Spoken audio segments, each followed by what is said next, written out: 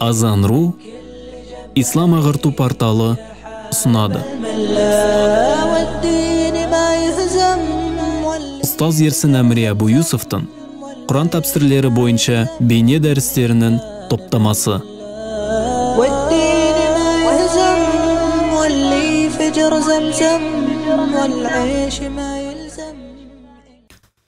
أعوذ بالله من الشيطان الرجيم بسم الله الرحمن الرحيم الحمد لله رب العالمين والصلاة والسلام على نبينا محمد وعلى آله وأصحابه أجمعين رب اشرح لي صدري ويسر لي أمري واحلل عقدة من لساني يفقه قولي اللهم علمنا ما ينفعنا وانفعنا بما علمتنا وزدنا علما وعملا وتقا وإخلاصا يا رب العالمين أما بعد السلام عليكم ورحمة الله وبركاته. Иншаллах, Алла Субханаху ва Тағаланың қалауымен Бақара сүресінің тәфсірін үйренуді ары қарай жалғастырамыз. Біз сіздермен өткен дәрісімізде Бақара сүресінің 220 аятына келіп тоқтаған болатынбыз. Және 220 аяттың бірінші сөйлемі Аузу биллахи минаш шайтанир раджим фид дуния вал ахира, бұл дүниеде де ахиретте де деген сөздің алдыңғы аятқа байланысты тікелей қатысты екенін айтып, оны алдыңғы аятпен байланыстырып мағынасын түсіндірген болатынбыз. Аллаху субханаху ва тағала ары қарай аяттың жалғасында Аузу биллахи минаш шайтанир раджим ва ясалунака анил ятама қул ислаху лахум хайр ва ин тухалитухум фа ихванукум валлаху я'ламул муфсида минал муслих وَلَوْ شَاءَ اللَّهُ لَأَعْنَتَكُمْ إِنَّ اللَّهَ عَزِيزٌ حَكِيمٌ дейді. Яғни, және олар сенен жетімдер жайы туралы сұрайды. Оларға ізгілік жасау қайырлы іс деп айт. Ал егер олармен аралассаңдар, онда олар бауырларың. Алла бұзушыны түзетушіден ажырата біледі. Һәм егер қаласа, Алла сендерді қиындыққа тап қылар еді. Расында Алла үстем де дана. Аллаху субханаху ва тағала бұл аятта адамдарға жетімдердің үкімін баян етіп жатыр. Алдыңғы аяттарда Алла субханаху ва тағала жалпы адамның Алла жолында дүние сарп ету керектігін айтты, және одан кейін соған тікелей қатысы бар мәселе ол адамдарға жақсылық жасау, соның ішінде жетімдермен жақсы мәміледе болу мәселесі. Аллаху субханаху ва тағала сол жайында айтып жатыр. وَيَسْأَلُونَكَ عَنِ الْيَتَامَى قُلْ إِصْلَاحٌ لَهُمْ خَيْرٌ. Және олар сенен жетімдер жайы туралы сұрайды. Бұл аяттың түсу себебі жайында ғұламаларымыз мынаны айтады. Жалпы Алла субханаху ва тағала мұсылмандарға жетімдердің ақысын жеудің ауыр екендігі жайында, оның ертең Алла тағаланың алдындағы азабының өте үлкен екендігі жайында айтты. Әхлул жахилия, жахилдік кезінде арабтар жалпы жетімдердің ақысын жеп, жалпы жетімдердің дүниесінен пайдалана беретін еді. Яғни бір адамның ағасы қайтыс болып, інісі қайтыс болып, немесе бір туысы, басқа бір туысы қайтыс болып, соның баласы қалған болса, артында бала шағасы қалған болса, соларға мұра болып қалған дүниеден пайдаланып, соны өзінің кейбір қажеттеріне жұмсай беретін. Және сондай-ақ сол дүние, енді басқа біреуге кетіп қалмасын жетіммен бірге деп, егер жетім қыз болатын болса, оған үйленіп алып, солайша жетімнің дүниесін қолында қалдыруға тырысатын. Алла субханаху ва тағала кейін оларға бұл істердің дұрыс емес екендігі жайында аят түсірді. Алла тағала Ан-Ниса сүресінде «Инналлазина я'кулуна амвалал ятама зулман иннама я'кулуна фи бутунихим нара». Жетімдердің ақысын зұлымдықпен жегендер іштеріне, қарындарына отты тығып жатыр, олар отты жеп жатыр дейді.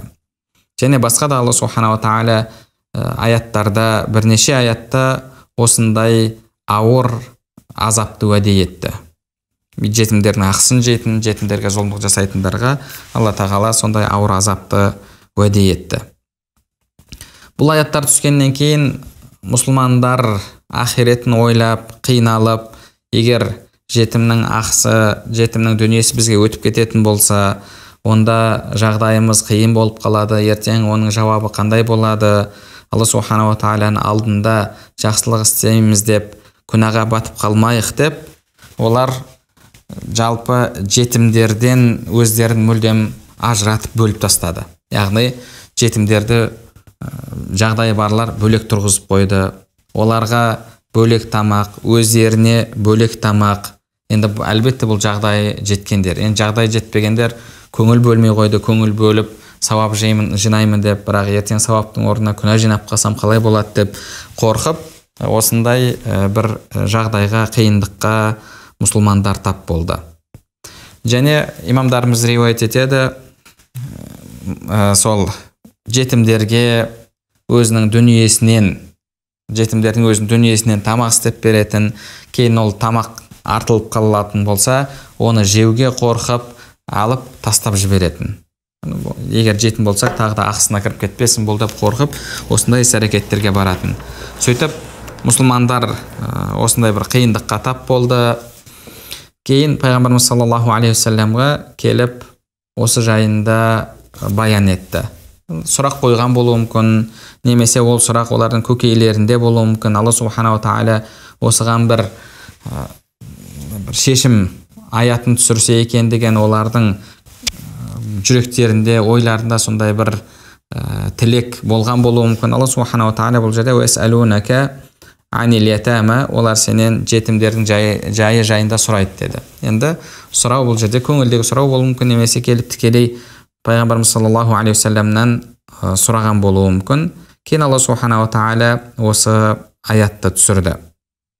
Және екінші бір риуаятта осындай жағдай болғаннан кейін Абдулла ибн Рауаха пайғамбарымыз саллаллаху алейхи уассаламға келіп: «Я Расулаллах, ма ликуллина маназил таскунухал айтам», яғни біздің барлығымызда жетімдерді бөлек шығарып қоятын, бөлек отырғызып қоятын үйлер жоқ. «Вала куллуна яджиду тааман ва шарабан юфридухума лил ятим», және бағанағы жетімге бөліп беретін барлығымызда ондай жағдай жоқ. Тамағын бөлек істететін, сусынын бөлек дайындайтын ондай жағдай жоқ. Не істейміз деген кезде риуаятта фаназалат хадихил ая, кейін осы аят түсті дейді. Осы аят түсті. Бұл аятта Алла субханала тағала не деп жатыр? «Қул ислаху лахум хайр». «Қул ислаху лахум хайр». Мына жерде қазақшасында оларға ізгілік жасау қайырлы іс деп айт дейді. Оларға ізгілік жасау қайырлы іс. Яғни бұл жерде жалпы тікелей араб тілінен аударатын болсақ, «Қул ислаху лахум хайр». Ислах яғни бір нәрсені түзету, бір нәрсені жақсарту дегенді білдіреді. Жалпы реформа дегенде мағынасы бар. Яғни оларды түзету, оларға жақсылық жасау қайырлы. Лахум хайр, олар үшін қайырлы деді. Енді бұл жерде олар үшін дегенге қатысты ғұламаларымыз екі түрлі көзқарас айтады. Бұл жерде олар деген лахум, оларға деген жетімдерге қатысты дейді. Жетімдерге қатысты. Яғни сендер жетімдердің істеріне қарайласып, олардың халдерінің түзелуіне, дұрысталуына көмектесетін болсаңдар, онда бұл сендер үшін қайырлы деген мағынада дейді. Бұл сендер үшін қайырлы, және бір ғұламалар бұл жерде лахум хайр, бұл олар үшін, яғни жетімдер үшін қайырлы деген мағынада дейді. Бұл жерде ғұламаларымыз айтады, яғни олардың жағдайын түзету деген біріншіден оларды тәрбиелеу, оларға дұрыс тәрбие беру, егер жастары кішкентай болатын болса, әлі тәрбиені қажет ететін болса, оларды дұрыстап тәрбиелеу дейді. Бұл оларға ізгілік жасауға кіреді, және олардың дүниесіне қарайласып, дүниесіне көңіл бөлуден де маңызды дейді. Өйткені тәрбие ең бірінші кезекте тұратын нәрсе.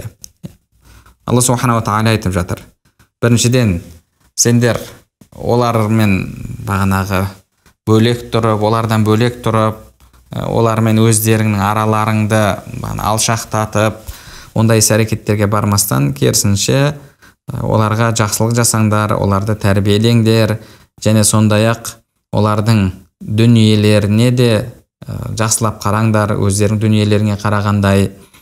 Олардың дүниесі жоқ болып кетуінен, дүниесін жеп қоюдан сақ болыңдар деп Алла субханала тағала мұсылмандарға айтып жатыр. Яғни ислах, бұл жерде ислах нафс және ислах мал дейді ғұламаларымыз. Бірінші, олардың өзін түзету, оларға дұрыс тәрбие беру, және екіншісі, олардың дүниесін түзету. Дүниесін түзету деген қалай болады? Имамдарымыз ол жайында айтып кеткен. Омар радиаллаху анхудан бұған қатысты риуаят етілген сөз бар. Олардың дүниесін сауда-саттыққа салыңдар, олардың дүниесін зекет жеп қоймасын деген. Яғни дүниесі көп болатын болса, ол дүниеден зекет берілу керек. Зекет берілу керек болса, онда әр жылы зекет берілген сайын ол дүние кемей береді. Сол зекет жеп қоймасын, оның дүниесін бағана саудаға салыңдар деп Омар радиаллаху анху айтқан. Яғни былайша айтқанда оның дүниесін қорғаштау керек. Мысалы, жалпы ақшаның құнсыздануы деген нәрсе бар. Әкесі жастайының, ол бала жас кезінде, әлі кішкентай кезінде қайтыс болып кетті. Артында біраз ақша қалдырды. Бірақ күн өткен сайын ол ақша құнсызданып бара жатыр. Сол кезде құнсызданбайтын, мысалы, бір жақсы жерден жақсы үй алып қоятын болса, жақсы жер алып қоятын болса, сол кезде сол ақшаға. Кейін ол ақшаның құны кетіп, ақша құнсызданып, ол әлгі бала ер жеткен кезде, ақыл есі толықтасып, қолына ақша ұстай алатын деңгейге жеткен кезде әлгі ақшаны беретін болса, ол ақша еш нәрсе болмай қалуы мүмкін. Сол үшін бұл жерде, яғни жалпы жетімнің ақшасы жоғалып кетпеу үшін, құнсызданып кетпеу үшін ақшасына ислах жасау, яғни ақшасын түзету, ақшасын былайша айтқанда, яғни сол құнсызданып қалудан сақтау шараларын қарастыру, осы жетімдер үшін хайырлы дейді. Және ғұламаларымыз бұл жерде лахум хайр деген, бұл сол жағдайын жасап отырған, яғни жетімге қарайтын жетімнің уәлиіне хайырлы дейді. Жетімнің уәлиіне хайырлы. Неге себебі? Алла субханала тағаланың алдында ол сол үшін көптеген жалпы сауаптарға кенеледі, және өзінің туысқаны ертең иншалла ол туысқанынан сол жақсылығы қайтар. Алла субханала тағала егер жетімдерге жақсылық жасайтын болсаңдар, бұл жетімдерге де өздеріңе де хайырлы деп жатыр. Кейбір ғұламалар құл ислаху лахум хайр, яғни оларға ізгілік жасау хайырлы іс деп айт деген кезде, бұл жерде жалпы ізгілік жасау деген олардың өзіне қатысты дүниесі кірмейді деген сөзді айтқан. Енді кейбіреулер осындай көзқарасты айтқан, бірақ біздің имамдарымыз айтады, жоқ дейді. Оларға жақсылық жасау деген, яғни олардың өзіне тікелей жақсылық жасау, және олардың дүниесін қорғау, дүниесін жоғалып кетуден, құнсызданып кетуден сақтау, бұның барлығы оларға жақсылық жасауға кіреді дейді. Оларға жақсылық жасауға кіреді. Енді екінші бір ғұламалар жалпы осы аятқа қатысты айтады. Екінші көзқарас құл ислаху лахум хайр деген сол уәлиге қатысты, яғни уәли егер олардың дүниесінен ешқандай бір айлық алмастан, сол қызметі үшін бір ақы алмастан соларға қарасатын болса, бұл өзі сол адам үшін, уәли үшін хайырлы, сауабы мол іс деп Алла субханала тағала айтып жатыр дейді. Бірақ негізгі көзқарас бұл мәселедегі, бұл жерде Алла субханала тағала жалпы жетімнің жағдайын жасау жайында оның дүниесіне де, өзіне де қатысты айтып жатыр.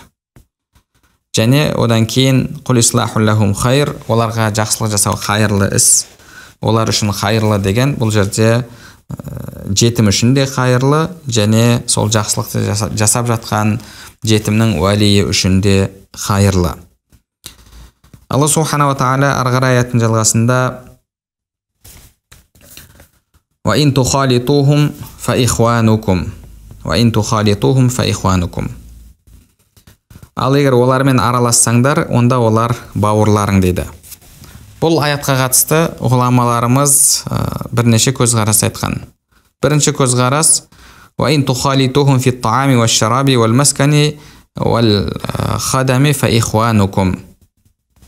Яғни, егер сендер олармен өздерің тамақтарыңды, ішім жемдеріңді араластыратын болсаңдар, ол сендердің бауырларың, ода тұрған ешқандай бір жамандық жоқ деп Алла субханала тағала айтып жатыр. Бірінші, әлгі алдындағы жетімдердің ақысын жеудің ауыр екендігі жайында аяттар түскен кезде мұсылмандар жетімдерді өздерінен бөліп тастаған еді. Алла субханала тағала айтып жатыр: "Олармен аралассаңдар, онда олар бауырларың" дейді. Онда олар бауырларың. Яғни өздеріңе бөлек тамақ, оларға бөлек тамақ, өздеріңе бөлек үй, бөлек тұратын жер, оларға бөлек тұратын жер істеместен бірге араласатын болсаңдар, бұл бір жағынан сендердің міндеттерің, өйткені олар сендердің туысқандарың, бауырларың. Сол үшін олардың дүниесіне бір зиян келетін жағдай болмаса, және зиян келмейтіндей етіп аралассаңдар, сол дұрыс, өйткені олар сендердің бауырларың деп жатыр. Яғни, мысалы, бір адам өзінің жағдайы нашар, жағдайы мәз емес, өзінің бала шағасына тамақты, жалпы азықты зорға жеткізіп отыр. Енді бұл жерде, мысалы, оның ағасының бала шағасы қайтыс болды дейік. Ағасы жеңгесімен бірге, мысалы, Алла ондай жамандықтан сақтасын, жол апатында қаза тапты. Сөйтіп артында бала шағасы қалды, және әлгі ағасының дүниесі қалды. Бұл енді олардың дүниесін толықтай сақтап қойып, тек қана өзінің қамқорлығына алмақшы болса, онда оған мүмкіндігі жоқ. Ондай кезде әлгі қалған дүниесінен, мысалы, артында 3 бала қалған болса, 3 балаға қанша қаржы кетеді, соны қарап есептеп, және өте, яғни минимальный, ең төменгі деңгейде соны алып, өзінің ақшасына қосып, сөйтіп аналарға тамақ беретін болса, Алла субханала тағала жалпы бұл нәрсе харам іс емес деп жатыр. Және сондай-ақ ғұламаларымыз бұл аятқа қатысты, аяттағы бұл сөзге қатысты тағы бір көзқарасты айтады. Бұл жердегі араласу деген, яғни олардың дүниесімен өздеріңнің дүниелеріңді араластыру дейді. Екеуін араластырып саудаға салу. Мысалы, сіз саудадасыз, ағаңыздың артында дүние қалды, ол дүние құнсызданайын деп жатыр, жылдар өткен сайын бала шағасы, мысалы, біреу 4-те, біреу 5-те, біреу 2-де, енді олар өскенше әлгі ақша құнсызданып кетуі мүмкін. Сол кезде анау жетімдерге зиян келмейтіндей етіп, сондай ниетпен оны алып, саудаға салып, тағы да айналдыратын болсаңыз, егер, яғни олардың дүниесімен өзіңіздің дүниеңізді араластыратын болсаңыз, фа ихванукум, олар сендердің бауырларың, бұл істерің харам емес, бұл істерің шариғатқа қайшы емес деп жатыр. Және сондай-ақ ғұламаларымыз бұл аятқа қатысты айтады: "Ва ин тухалитухум фа ихванукум" деген, яғни олардың дүниесінен жасап жатқан қызметтерің үшін ақы алатын болсаңдар дейді. Ақы алатын болсаңдар, егер жағдайың болмайтын болса, соларға қараған үшін уақытың кетеді, басқа жұмысыңды тастадың, тоқтатып қойдың, сол үшін солардың дүниесінен кішкене ақыңды алатын болсаң, онда ол харам емес деп жатыр. Енді бұл көзқарасты ұстанатын ғұламалар айтады: егер жағдайы болмаса, онда ақы алуға болады дейді. Бір ғұламалар айтады: жағдайы болса да, болмаса да ақы алуға болады дейді. Бірақ жалпы жетімнің мұрасынан, яғни әкесінен қалған, анасынан қалған мұрасынан ақша алудың тек қана қажеттілік жағдайда болатындығын айтқан ғұламалар Құрандағы аятты келтіреді. Ан-Ниса сүресінде Алла субханала тағала айтады: "Ваман кана ганиyan фалиястафиф, ваман кана фақиран фалиякул бил ма'руф". Егер кімде кім бай болатын болса, онда ол өзін сақтасын, жетімнің дүниесінен ақы алудан өзін сақтасын деді. Жағдайың жақсы, оның дүниесіне қарап қалған жоқсың, не үшін онда мен оларға қызмет көрсетіп жатырмын, олардың жағдайын жасап жатырмын, сол үшін мен олардан ақы аламын деп мұқтаж болмасаңыз да жетімнің ақшасына қол соғасыз. Алла субханала тағала "Мен кана ганиyan фалестафи, ва мен кана фақиран фалякул бил ма'руф". Енді кім кедей болатын болса, онда бағанағы шектен шықпастан, сондай жақсылықпен азғантай алсын дейді. Егер сол жетімге қарап отырған адам кедей болатын болса. Енді кейін ол адам байып кететін болса дейді, ғұламаларымыз айтады, әлгі алған ақшасын жетімдерге қайтадан қайтарып беру керек. Егер байып кетпейтін болса, онда тахаллалаху минал ятим, яғни ятимнен барып, жетімнен барып, ақыңды адал ет. Мен кезінде саған қарап тұрған кезде жағдайым болған жоқ, сен жағдайың жасап жүрген кезде сол үшін мұқтаж болғандықтан сенің дүниеңнен мынанша алдам деп мысалы сызып жүрген болса, сол бір нәрсе алған болса, соның барлығын чегін жинап жүрген болатын болса, мына мынандай болды, мына нәрсе кезінде мысалы бағанағы сен ауырып қалған кезде барып саған ота жасаттық, менің қолымда ақша болған жоқ, сол мына сенің артында қалған, әкеңнен қалған, сендерге қалған неден мынанша алған едім деп былайша айтқанда көрсетіп, алдында тахаллул жасау керек, яғни ақыңды адал ет, разы бол деп, одан не алу керек деді. Оның разылығын алу керек деді. Умар радиаллаху анхуден бұл мәселеге қатысты мынандай сөз риуаят етіледі. Анзалту нафси мин малиллахи та'ала би манзилати валiyil ятим. إن استغنيت استعففت وإن افتقرت أكلت قرضا بالمعروف ثم قضيت. Мен мемлекеттің қаржысына, жетімнің қаржысына қарағандай қарадым дейді. Жетімнің қаржысына уәли болсам, жетімнің өзіне уәли болсам, онымен қандай мәміледе болсам, мемлекеттің қаржысына да сондай мәміледе болдым дейді. إن استغنيت استعففت. Егер мұқтаж болмасам, онда алмаймын дейді. وإن افتقرت أكلت قرضا بالمعروف. Егер мұқтаж болсам, онда қарыз етіп алып, оны қарызды да, қарыз деген кезде де сол بالمعروف деді. Өзін тиісті мөлшерде ғана. ثم قضيت, кейін оның қазасын өтеймін, яғни орнын толтырамын деді. Умар радиаллаху анху сондай әділ кісі болған. Мемлекеттен айлық алғанның өзінде де мұқтаж болған үшін алған, мұқтаж болмаса, онда мен оны алмаймын деген. Бірде Умар радиаллаху анхудың әйелі біраз ақша жинап қойып, кейін мына ақшаға мынандай бір нәрсе алсақ деп Умар радиаллаху анхуға айтады. Умар радиаллаху анху айтады: "Сен бұл ақшаны қайдан алдың?" дейді. "Сіздің айлығыңыздан кішкене үнемдеп, сөйтіп осы ақшаны жинадым" деген кезде, "Бұл айлықтан үнемдеуге болады екен ғой" деп, сонда үнемдеуге болатын бағанағы бөлігін айлығынан ол кісі қиып тастаған екен. Сондай әділ кісі болған. Мемлекетте қызмет етіп жатыр. Сол үшін алып отырған айлығының өзін қарыз деп есептеп, кейін жағдайы болса орнын толтырған. Және ол кісінің бұл жерде айтып жатқаны, мен мемлекеттің қаржысына, жетімнің қаржысына қарағандай қарадым деді. Яғни бұл кісінің көзқарасы бойынша да, егер жетімнің ақшасынан алатын болсаң, олардың бағанағы несі үшін, немесе олардың жағдайын жасап жатқан үшін өзіңе ақы ретінде алатын болсаң, онда оның орнын толтыруың керек деді. Ал енді имам Мужахид рахмахуллахтан келетін риуаятта, жеткен риуаятта, егер кедей болса алып жейді, фала қада алейхи, бірақ қазасын өтемейді. Қазасын өтеу міндет емес деген көзқарасты айтқан.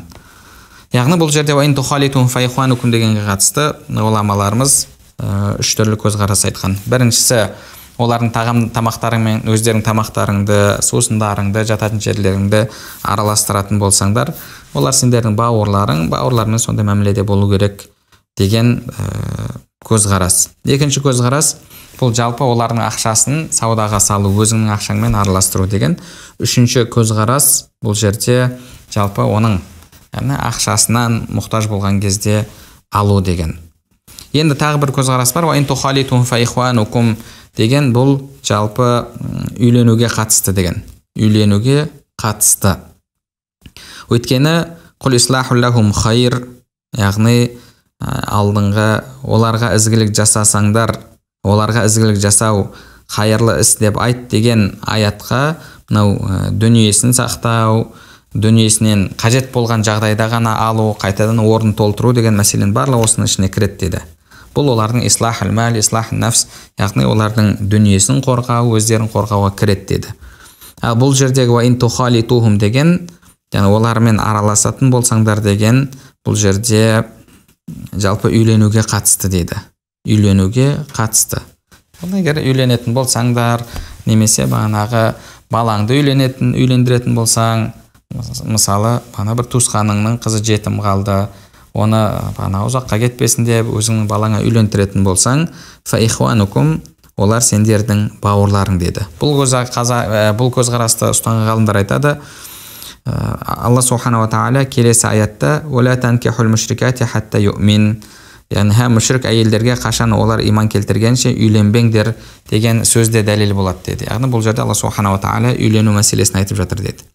Үйлену мәселесін айтып жатыр. Өйткені келесі аятта Алла субхана ва тағала үйленуді айтып жатыр деді.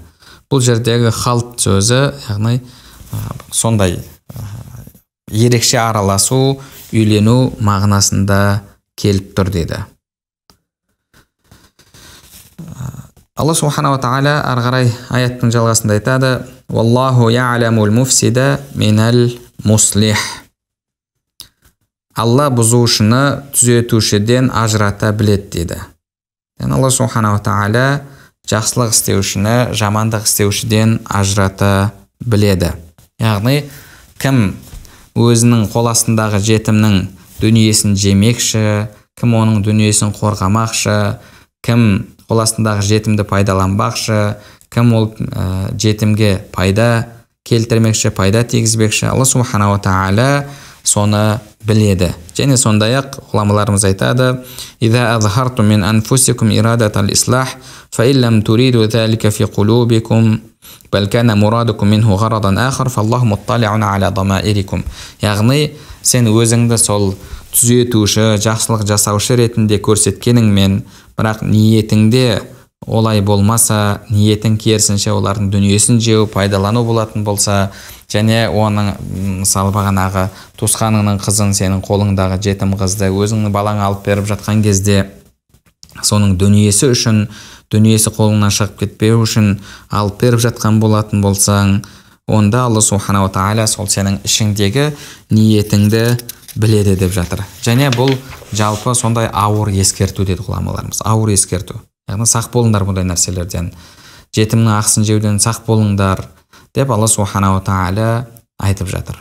Бұл жалпы жетім адам, жетім деген негізі әлі балиғатқа толмаған жас балаларға қолданылатын сөз. Оның қорғаушысы сіз болсаңыз, басқа ешқандай қорғаушысы болмаса, енді сіздің өзіңіз келіп оны ақысын жеп, ертең оны тентіретіп жіберетін болсаңыз, бұл ісіңіз әлбетте адамгершілік емес. Бұл адамгершілік емес. Қазіргі таңда мынау қартайған өзін туысқандарын да көшеге тентіретіп жіберіп жатқандар бар.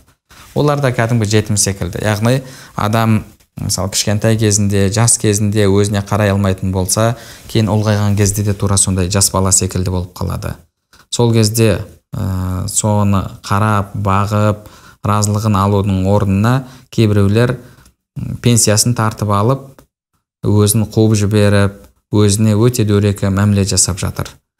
Осыдан бірнеше күн алдын жаңалықта да сондай хабар шықты.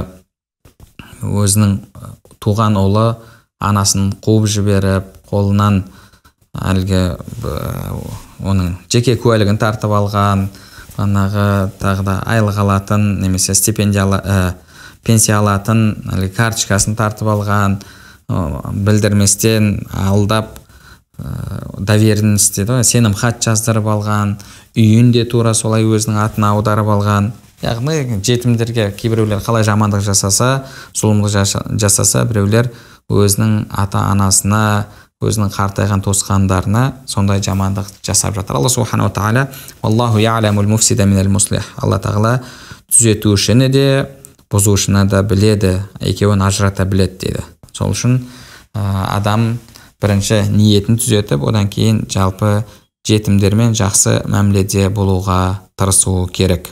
Алла субханала тағала әлгі жетімге уәли болған адамға айтып жатқандай: мен оның қамқоршысымын, мен оның ақысын ертең алып беремін, сен не істеп жатсаң да мен білемін, сол үшін де менің азабымнан сақ бол, абай бол деп Алла субханала тағала айтып жатыр. Және аяттың жалғасында Алла тағала: «Уәләуша Аллаху ла'анатакум», һәм егер қаласа, Алла сендерді қиындыққа тап қылар еді дейді. Әл-и'анат жалпы машаққа, яғни машаққат тудыру, қиындық деген сөзден шығады. Әл-анат деген ғұламаларымыз машаққа деген сөз дейді, яғни машаққат тудыру, қиындық тудыру. Алла субхана тағала Құран кәрімде пайғамбарымыз саллаллаху алейхи вассалам жайында азизун алейхи ма аниттум, яғни сендердің бастарыңа туған машаққат, қиындық оған ауыр тиеді дейді. Бұл жерде де аниттум, аната сөз келіп тұр, яғни сендердің бастарыңа түскен машаққат оған ауыр тиеді дейді. Осы сөйлемнің тәфсірі жайында Ибн Аббас радиаллаху анху айтады: «Лауша Аллаху ла жа'ала ма асабту мин амуалил ятама мубиқан». Егер Алла тағала қалағанда сол жетімдердің ақшасынан алғандарыңды, алған әлгі дүниелеріңді мубиқ, яғни сендерді құртатын, күнә іс етер еді Алла тағала деген мағынада дейді.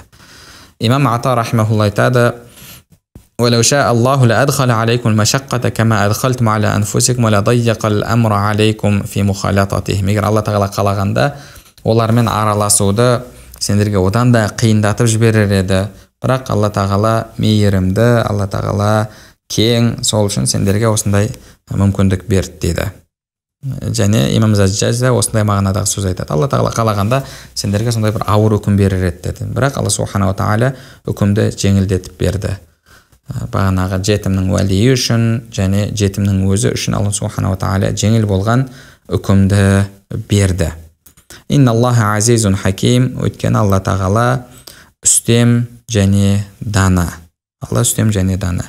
Ондай болатын болса, әрбір мұсылман жетімнің ақысын жеуден сақтану керек, керісінше жетімдерге қолдан келгенше жағдай жасауға тырысуы керек. Өйткені пайғамбарымыз саллаллаху алейхи вассалам: мен және жетімдерге қарасқан адам кахатайни фил жанна, жұмақта былай болады деп екі саусағын көрсеткен еді. Екі саусағын, сұқ саусағы мен ортаңғы саусағын көрсетті. Яғни менімен осындай жақын болады деп пайғамбарымыз саллаллаху алейхи вассалам айтқан еді. Сол үшін де жалпы бәріміз сол жетімдердің жағдайын жасауға тырысуымыз керек. Жетім деген бұл араб тілінде балиғатқа толмаған балаға айтылады. Бірақ балиғатқа толып, ертең ақыл есі толысқаннан кейін, өз қолы өзінің аузына жететін болғаннан кейін, одан жетім деген атау кетеді. Жетім деген атау кетеді. Шариғат тұрғысынан ол жетім болып есептелмейді. Бұл жалпы сол жетім деген кезде сол кішкентай балдар мақсатта тұтылады. Иншалла осымен дәрісімізді тамамдаймыз. Ары қарай келесі дәрістерде иншалла басқа аяттардың тәфсірін үйренетін боламыз. Алла субханала тағала бәрімізге пайдалы білім нәсіп етсін, білімдерімізге амал етуімізді және амалдарымыздың қабыл болуын нәсіп етсін. Субханакаллахумма ва бихамдика, ашһаду ан ла илаха илля анта, астағфирука ва атубу илейк.